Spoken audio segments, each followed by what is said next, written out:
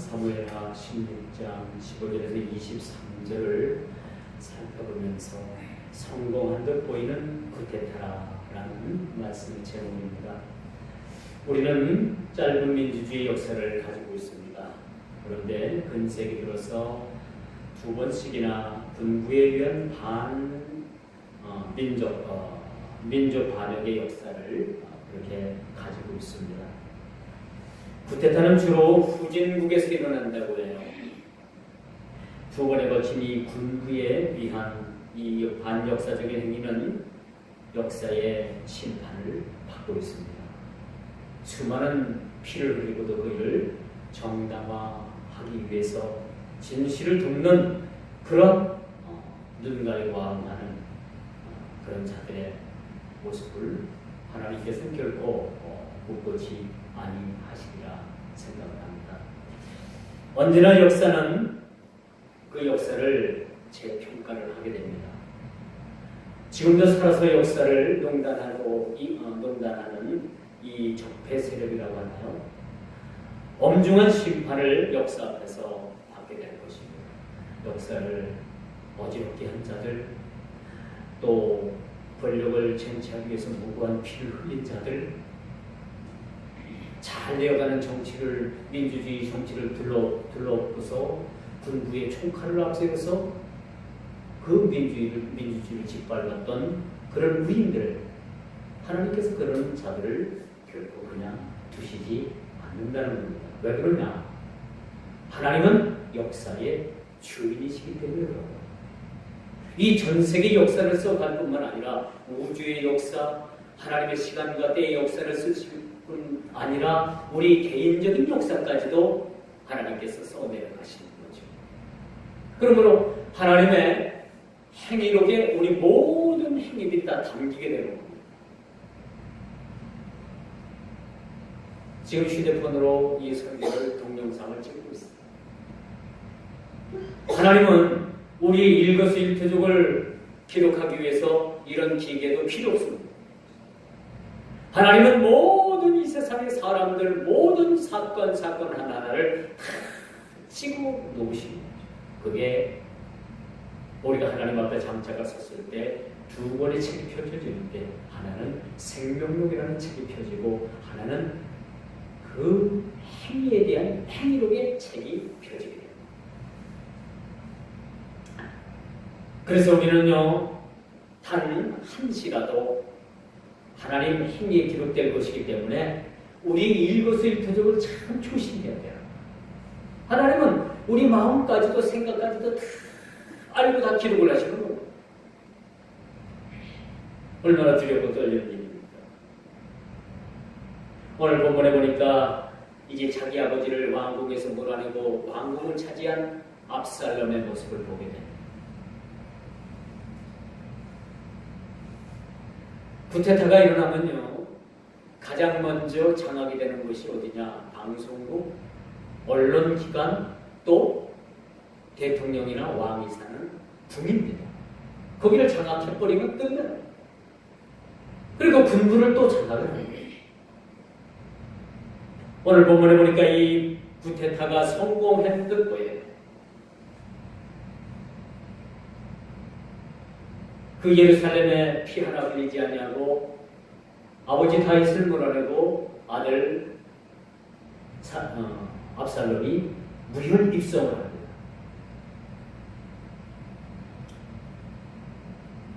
구테타가 성공한 듯 보여요. 그러나 모든 백성들이 예루살렘에 이루고, 오늘 본문에 보니까 압살롬을 동조하는 세력의 백성들 거의 다 모두가 다라는 말이에요.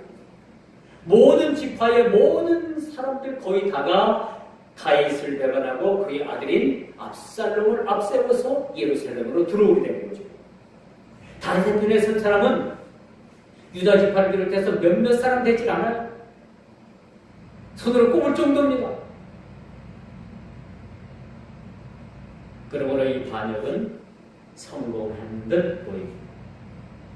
그러나 분명한 것은 구테타 세력에 의해서 이렇게 다윗의 왕궁이 점령을 당했지만은, 이것은 어디까지나 우리가 성경을 전체적으로 놓고 볼 때, 오늘 이 본문 사건을 통해서 이 주어지는 이 연관적인 일들을 살펴볼 때는 잘못된 선택이라고 볼 수가 있겠죠.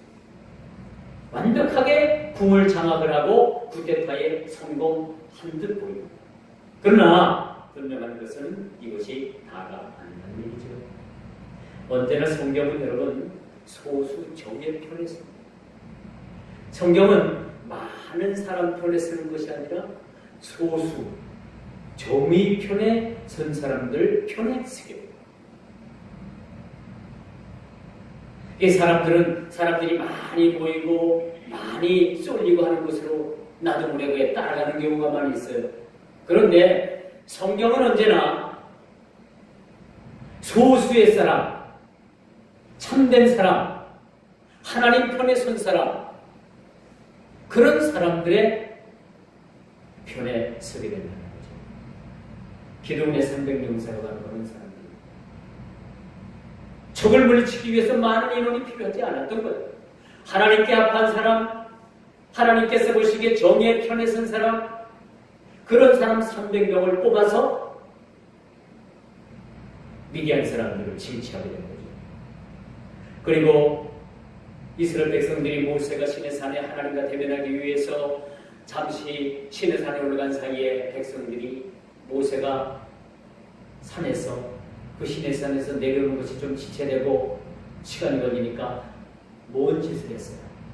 아론을 비롯해가지고 그 모임 많은 사람들이 그 자기들이 가지고 있던 애굽에서 가지고 나와있던 그 금부치, 쇠부치, 은부치를 불에 던지니 그 불 속에서 뭐가 생겨나왔습니까? 금송아지가 만들어져 나옵니다.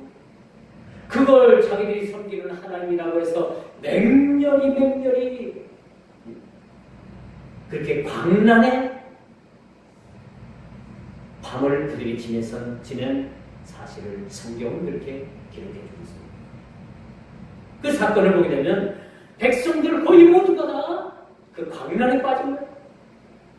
금송아지를 맹렬히 섬기고 그것을 하나님이라고 칭하고 그러므로 인해서 하나님 앞에 큰 범죄를 지은 사실을 우리가 봅니다.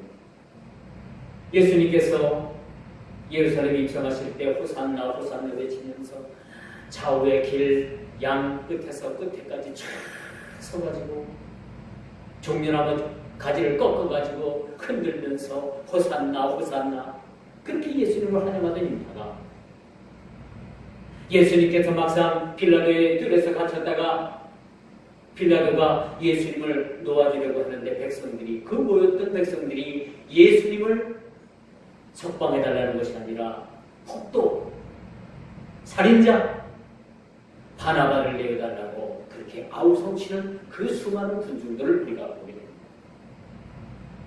과거 군사정권은 민주주의를 2번씩이나 창탈을 했습니다. 국가를 위기에 빠뜨리면 물론 무고한 백성들을 무자비하게 총칼 그리고 탱크로 짓밟은 사실을 우리가 알고 있습니다. 이런 와중에 왕궁을 구해보겠다고 뛰어든 다윗의 한 친구가 있었습니다. 이런 비극이 있을 것을 예상하고 이 비극을 막고자 다윗의 가장 친구인 그 한 친구가 다윗 왕궁으로 뛰어들어서 압살롬을 대응하게 되는 거죠. 그 이름은 바로 누굽니까? 오늘 본문에 나와 있죠. 누굽니까? 네? 다윗의 친구 요나단. 1번 요나단, 2번 아무아무에게, 3번 아무아무에게, 4번 후세. 누굽니까? 요나단? 네? 크게 한번 얘기해보세요. 누구요? 압살롬? 다윗의 친구가 압살롬이? 그건 부자지간이죠.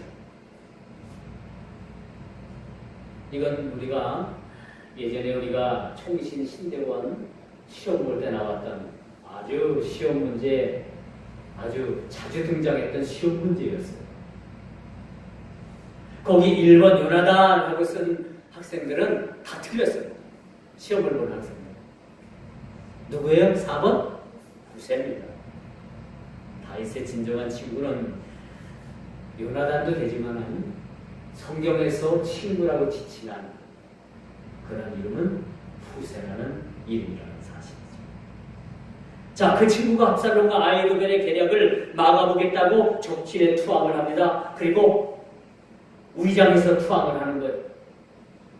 압살롬의 그 행위를 막아보겠다고, 아히도벨의 계략을 막아보겠다고 그가 다윗의 아들 압살롬을 찾아갔습니다. 이를 수상히 여긴 압살롬이 후세에게 묻습니다.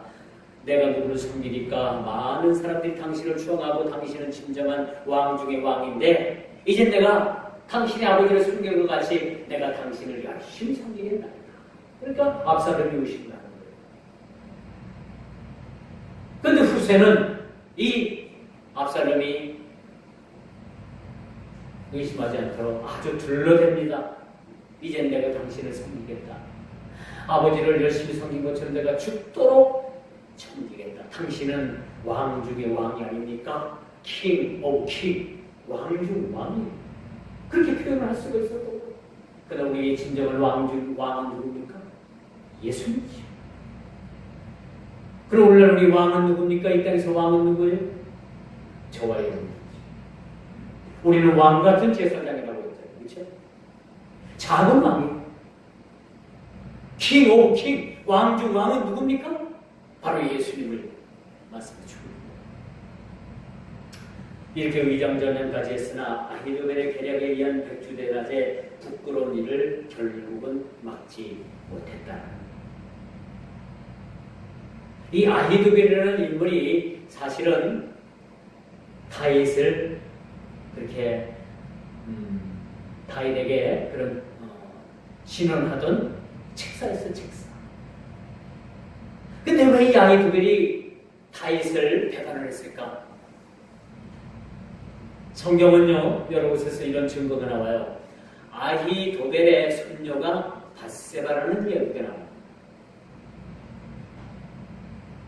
이 밧세바를 누가 빼앗았어요? 다윗이 빼앗았잖아요. 그리고 이 밧세바의 남편인 우리아는 누구예요? 아히도벨의 손녀 사입니다. 무관투를 흘리게해서 죽였잖아요.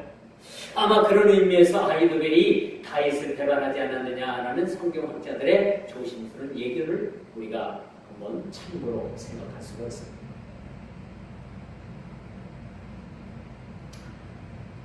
그러므로 다윗의 후궁들은 부끄러움에 처하게 됐고 백주 대낮에 다윗의 후궁들은 그렇게 그 다윗의 아들에 의해서 그렇게 폭탈을 당하게 된다는 사실이죠. 이 일은 하나님께서 다윗에게 내리는 징계였습니다. 아히도벨에서 나온 계략 같지만은 이미 하나님께서는 혹독하리만큼 다윗에게 징계를 내리시는 진행 과정 중에 하나였다는 거죠. 그렇다면 오늘 이 본문을 보면서 아히도벨의 계략을 한번 봅시다. 왜 다윗이 왕궁을 빠져나가면서 자기 후궁들을 데려가지 않았을까? 다 데려갔다는 문제가 생기질 않는 건데 자기 첩들을 그냥 놔두고 그냥 자기 몸만 빠져나가. 그러면 백주 대낮에 다윗의 후궁들을 그렇게 범하게 되는 이들을 하나님께서 아히도벨의 머릿속에 심어줍니다. 이 다윗의 책사였던 이 아히도벨이 그 받은 생각을 가지고서 백두 대낮에 이러한 일들을 자행하게 됐다는 사실을 우리가 보고 있는 거죠. 흔히 여러분들 쿠데타는요, 성공하면 혁명이고 실패하면 죽음입니다. 역적이 되는 거죠. 제가 어렸을 때는요, 우리나라가 혁명이 한번 일어났다고 했잖아요. 5.16 혁명 아시죠? 5.16 혁명이라고 우리가 그 학교 다닐 때 이제 혁명, 5.16 혁명을 배웠는데 이제 얼마 전에 수년 전에 이것이 5.16 혁명이 아니고 뭐라고 역사가 다시 이것을 재평가했습니까? 군사 쿠데타로 이것을 다시 바꿨습니다. 이 역사는 무서운 거예요, 여러분. 아무리 그때 당시 총칼을 가지고 협박을 하고 역사가들에게 그것을 혁명이라고 썼다 하더라도 이것이 시간이 지남으로 인해 가지고 그 역사의 재평가 시간에는 그것을 올바른 평가가 이루어진다는 거죠. 또 올바른 평가를 해야만 되는 거예요. 혁명이 구태타가 돼버린 거예요. 혁명이 아니지. 그리고 얼마 전에 참 우리가 너무나도 부끄러운 일입니다만 광주 그 5.18 그런 군사 독재에 의해서 불인들에 의해서 무참히 광주가 짓밟혔을 때 그것을 광주 사태라고 얘기했습니다. 지금 광주 사태라고 하면 몰매 맞아 죽어요. 광주 민주화 항쟁으로 역사는 그것을 재평가했다는 거예요. 그래서 전두환 씨가 대통령 칭호를 잃어버렸어요. 그 양반 보고 전 대통령을 하면 안 돼요. 전두환 씨라고 얘기해요. 요즘 언론은 그렇게 얘기를 하더라고요. 전두환 씨라고 얘기를 하더라고요. 너무나도 민족 앞에서 큰 죄를 집니다.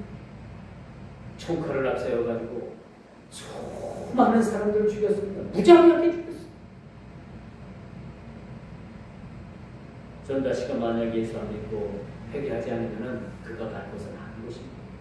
요즘 재판 때문에 뭐 치매 걸렸다, 단돈 29만 원밖에 없다, 뭐 그런 얼토당통한 걸 거짓말을 하제끼는 그러한 책을 썼는데 자서전을 썼는데 자서전이 맨 거짓말입니다. 그런 자서전을 왜 써요? 차라리 소설책을 쓰지요.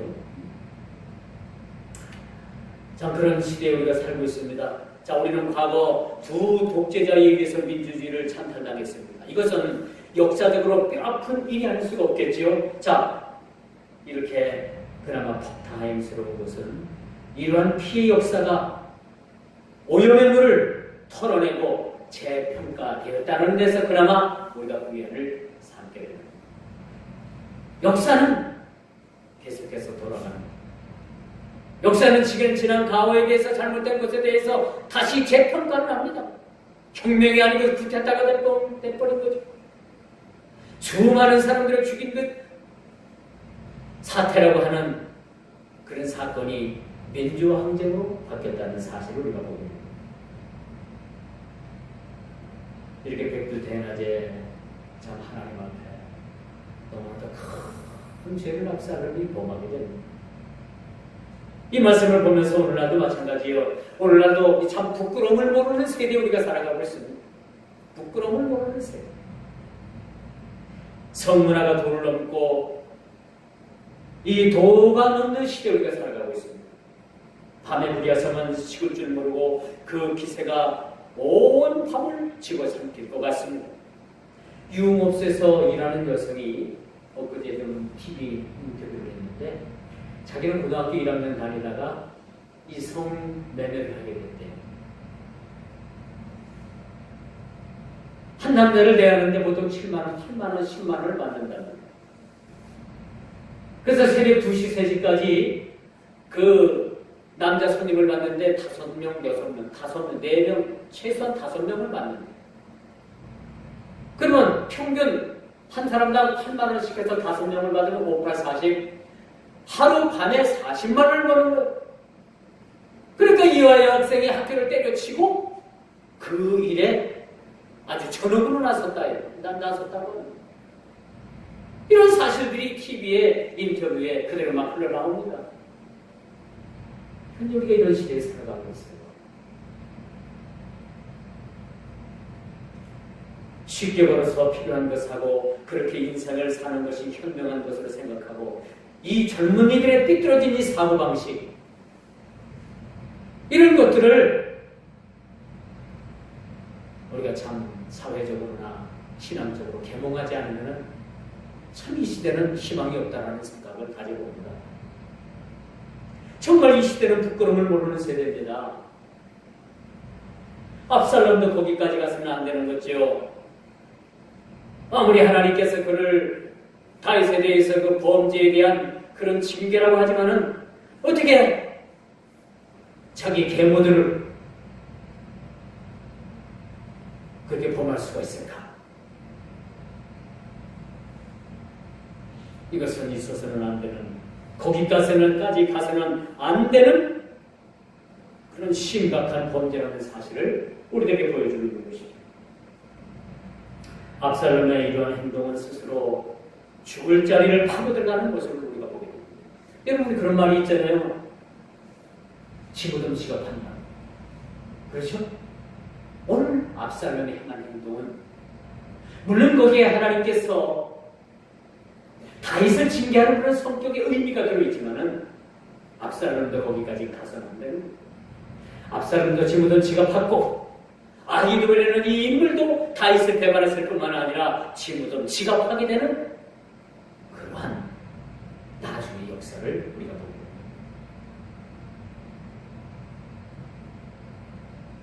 아무리 누이에 대한 이 보복이 한이 맺혔다고 하더라도 이런 식으로 일을 하게 돼서는 안 된다는 거죠. 우리 주님께서 뭐라고 말씀하십니까? 내 원수를 사랑하라 라고 이렇게 말씀합니다.